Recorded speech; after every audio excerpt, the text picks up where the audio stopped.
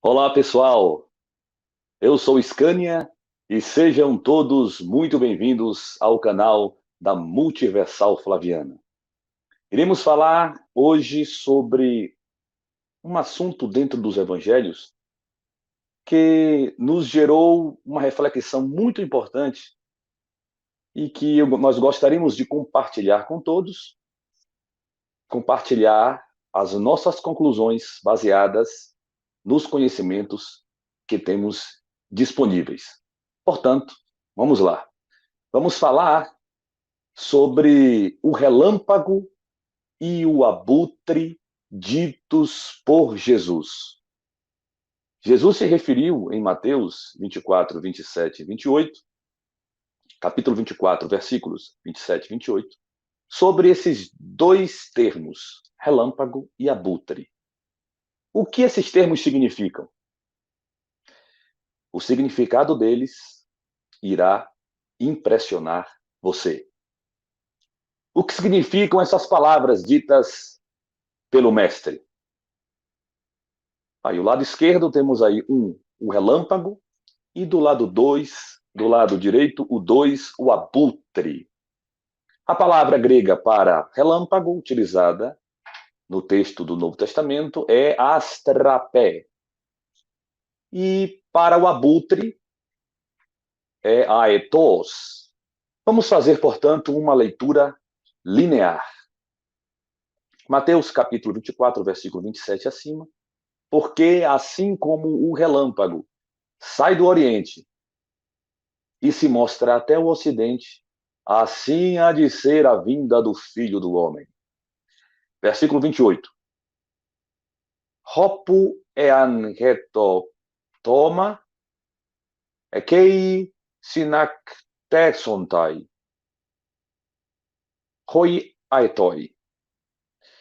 Onde estiver o cadáver, aí se ajuntarão os abutres.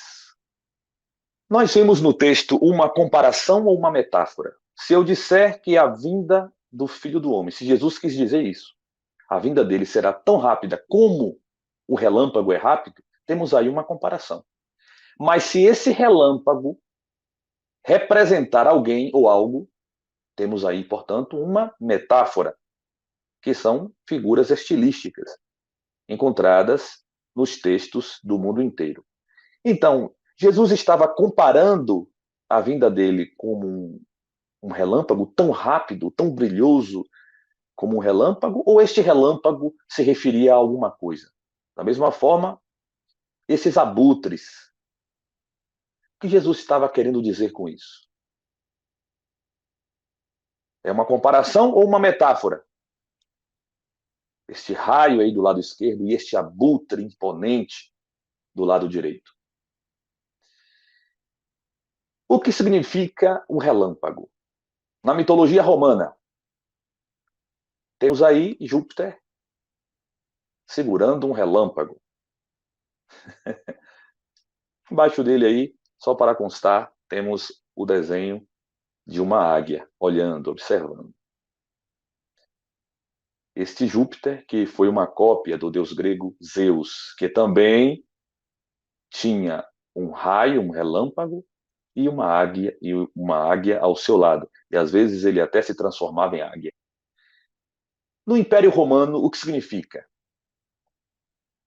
Este raio está aí nos pés desta águia. Era símbolo do povo romano, era símbolo do Império Romano. SPQR, o Senado e o povo de Roma. Então, o relâmpago fazia parte da insígnia romana. Veja aí mais uma vez, a águia imponente em cima, mas o relâmpago saindo aí dos seus lados. E mais uma vez aí o acrônimo do Império Romano. E no exército do Império Romano, o que o astrapé significava? Então temos aqui o relâmpago como símbolo da 12ª Legião Fulminata. fulmes de relâmpago. Ou seja, a 12ª Legião, que fez parte, que participou da Guerra dos Judeus em 70, tinha como símbolo o relâmpago. Olha aí, nos escudos dos legionários. Esta seta aí é exatamente o astrapé, o relâmpago. E, por fim, temos aqui imagens da série Bárbaros, da Netflix. Temos aqui 2 bárbaros germânicos que furtaram este símbolo romano. E logo embaixo da águia ali, percebe-se o relâmpago. Isso aqui, ó, é o símbolo do relâmpago. Então, quem quiser assistir essa série Bárbaros, ela é sensacional. Nesta cena aqui, esses 2 personagens cometem um crime, porque eles roubam a águia romana e depois isso vai se desenvolver em um problema para os germânicos. Voltando ao versículo sobre o relâmpago. Porque assim como um relâmpago sai do Oriente e se mostra até o Ocidente, assim há de ser a vinda do Filho do Homem. Sai do Oriente, Anatolon, é onde o sol se levanta. Este Aná aí é para cima. Anatolon é o Oriente. E o Ocidente, Dizemon, é onde o sol se põe. Estamos falando aqui, portanto, do Oriente até o Ocidente. Estamos falando de um movimento. Estamos falando de um deslocamento. Qual é o significado, portanto, do Oriente e do Ocidente? Olha aí o mapa do Império Romano no primeiro século. Então, encontramos aqui Jerusalém. Olha aqui onde está a Itália, onde está Roma. Está por aqui. E aqui está o Oriente do lado direito e o Ocidente do lado esquerdo. Então, quando Jesus está se referindo que algo está saindo do Oriente, está indo para o Ocidente, ele está se referindo a um movimento que será feito. Assim como o relâmpago sai do Oriente e vai para o Ocidente. Então é um movimento. Assim como ele brilha, é um movimento de vitória.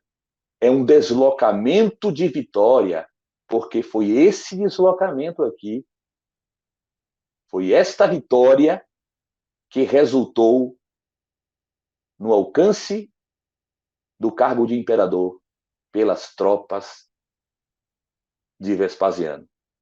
Conclusão.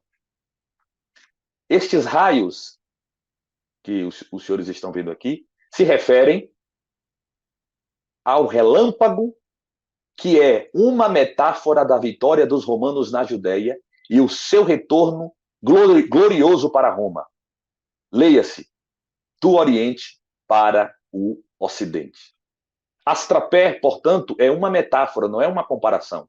Jesus não está dizendo, olha, assim como o relâmpago vem, eu venho de forma rápida, de forma brilhante. Não, ele está dizendo como uma metáfora e não como uma comparação, que o relâmpago é exatamente o exército romano que brilha vitorioso do Oriente até o Ocidente, ou seja, da Judéia até Roma. E o que significa o abutre? Veja bem esta ave. Grande, imponente. É a palavra abutre que aparece aí em muitas traduções. Olha aí. Porque assim como o relâmpago, digo, embaixo, onde estiver o cadáver, aí se ajuntarão os abutres. Olha bem que aqui nós temos a Almeida Revista e Atualizada, de 93. Aqui embaixo, nós temos a King James Atualizada. Então, a atualizada traz esta palavra abutre, e a King James também, atualizado, traz a palavra abutres, como uma tradução de aetos. Aqui o português grego Novo Testamento interlinear, reverso da Almeida Revista e Atualizada, esta sigla aqui. Se consultarmos Almeida, em vez de Almeida Atualizada, Almeida Corrigida e Fiel. E em vez da King James atualizada, a King James Fiel. Será que nós vamos encontrar lá abutre? Se não, vejamos. Não. Veja aqui, Almeida Corrigida e Fiel traz a palavra águias. A King James Fiel traz a palavra águias. Mas por que a tradução fiel traz a palavra águia e a tradução atualizada a palavra abutre?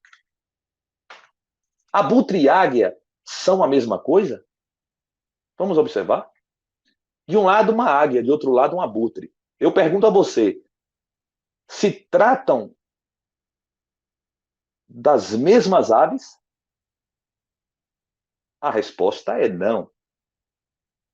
Veja a diferença entre a águia e o abutre.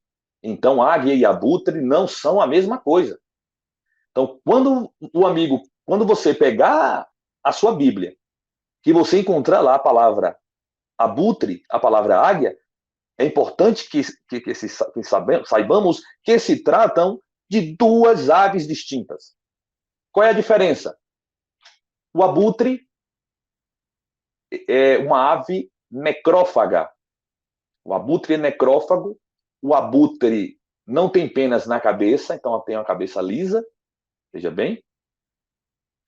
E o abutre tem garras sem muita força. Diferente das águias. A águia ela é carnívora. A águia tem penas na cabeça e a águia tem garras com muita força. Inclusive com essas garras que ela caça. Com essas garras que ela realiza o seu instinto predador. Então aqui temos, enfim, as palavras nas três principais línguas aqui, para abutre e para águia. Então nós temos aqui, nós vamos ver a diferença lexical, né, entre abutre e águia. Aqui já está em português. Então aqui nós temos em hebraico, ait, para abutre. Aqui, raar, para abutre. E aqui, rahamar, para abutre. Aqui do lado direito, nós temos nesher, para águia. Esta palavra aqui, em hebraico, é a palavra para águia. É a palavra correspondente à palavra aetos em grego. Aetos, portanto, é águia. Aetos não é abutre. Abutre em grego é gips. E temos uma outra palavra também, aigipios, que é utilizado por Homero, Hesíodo, Heródoto, Sófocles, Aristóteles, Nicandé e Cláudio Aeliano. Não está na Bíblia, mas é uma palavra também que se refere a abutre. Esta palavra aqui, ait, por que eu sei que esta palavra aqui em hebraico é uma palavra específica para abutre? Porque em Gênesis 15:11, nós temos a informação que este ait, ele descia sobre os cadáveres. Então não está se referindo à águia, ou seja, essa palavra está sendo utilizada aqui para abutre. A palavra para águia é aitos no grego, nesher no hebraico, e aqui vamos para o aramaico. Temos, portanto, aqui a palavra neshre, neshre, neshre. Então temos aqui um num, aqui em cima um reboço, então usar o reboço, aqui um shin, aqui um ris, finalizando com o reboço e terminando com olaf. Aqui nesta escrita certo, certuroio, e aqui do lado esquerdo, na escrita estrangelo, com as mesmas palavras e os mesmos sinais. Então, aqui está no plural, neshire, se fosse no singular, seria neshiro. E assim é que está no versículo, né? As águias, no plural.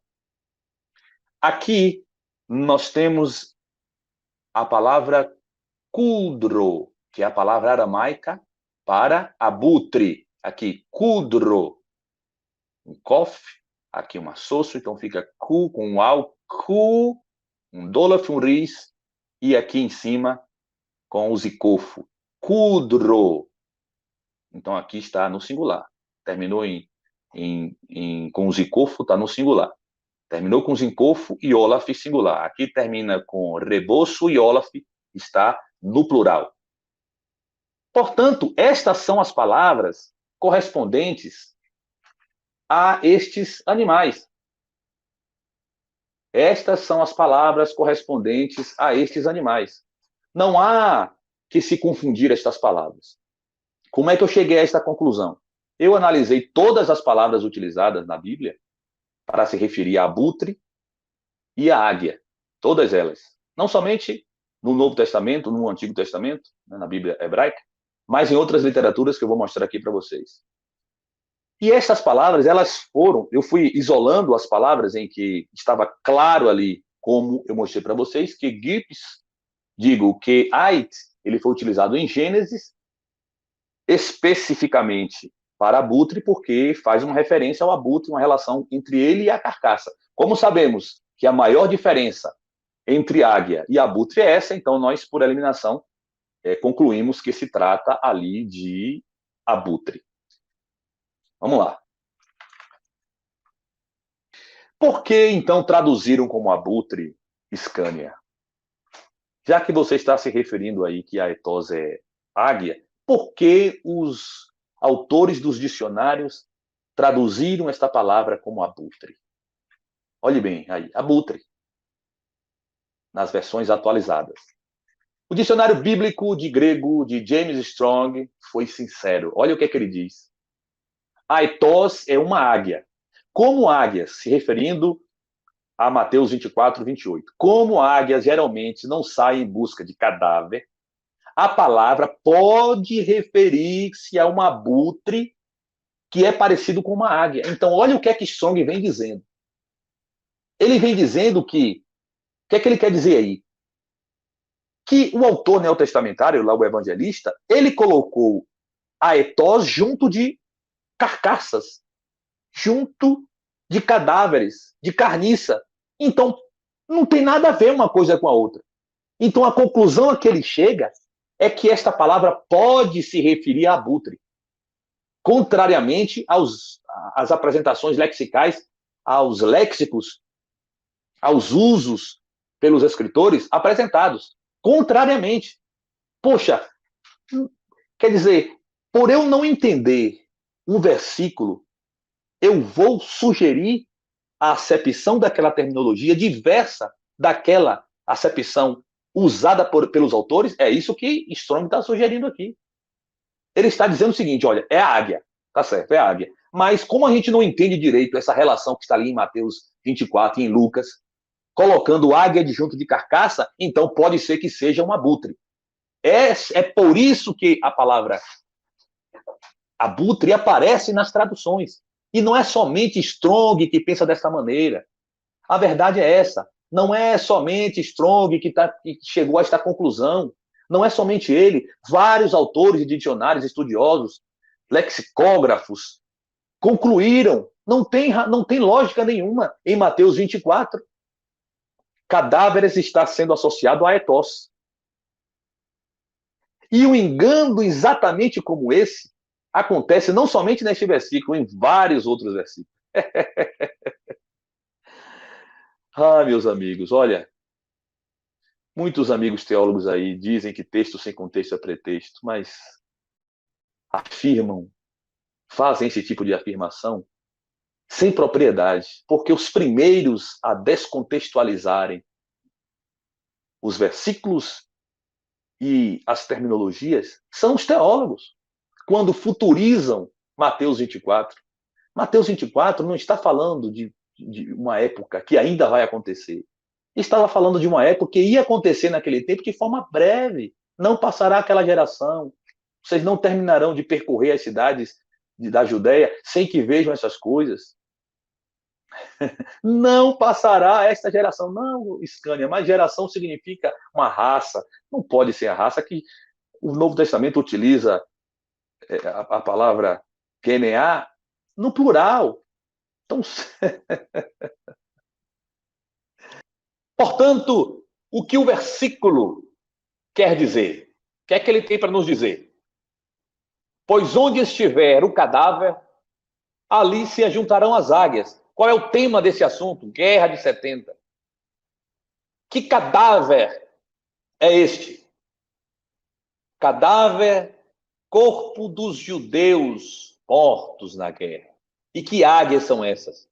São os soldados romanos, são os militares romanos que invadiram Jerusalém e destruíram o povo judeu. Um povo que buscava a sua liberdade, um povo que nunca se prostrou para domínio nenhum, de império nenhum, muito embora tenha passado praticamente toda a sua história submetido a impérios e a nações, nunca prostrou a sua cabeça, porque a sua esperança messiânica era exatamente a esperança de aquele povo um dia sair daquela opressão e ser um povo livre. Mas nossa interpretação aqui é a interpretação literária, muito longe, distante de antissemitismo. O que estamos fazendo aqui é mostrar para você que o Novo Testamento ele possui esse cunho antissemita, esse cunho de traduzir a Guerra de 70 como uma punição causada pelo povo que sofreu a punição. É isso que os autores neotestamentários tentam falar o tempo todo. Os autores dos sinóticos, sobretudo os autores do sinótico, porque João veio depois, Atos vieram depois, Paulo vieram depois, as epístolas vieram depois, e assim como o Apocalipse.